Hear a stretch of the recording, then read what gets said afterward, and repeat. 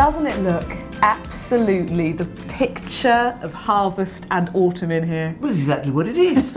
But you know, it's not just for prettiness this is done, because all of these squashes in here, they've been put in here to cure.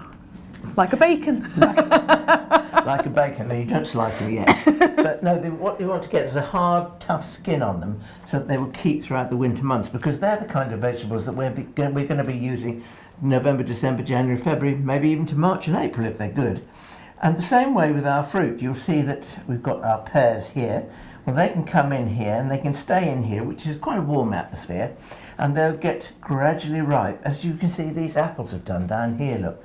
We've got various apples, all of which we've labelled. We have them here so that visitors can see them. And it just tells you exactly what they are and which varieties. They came from we've got a heritage orchard.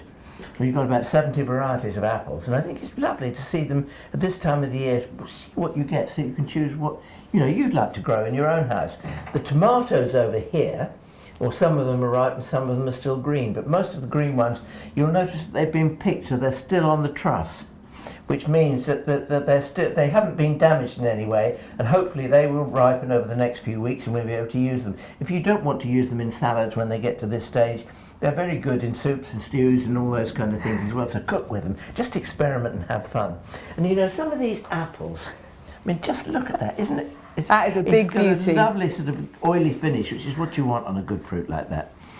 Now, I think it is a shame today that if you go to supermarkets are particularly guilty of this, but you get a little blemish on like that, they discard them and say, oh no, we can't have that, it's got to be a perfect fruit. Well, whenever did you grow, or I grow, a perfect fruit? There's no such thing.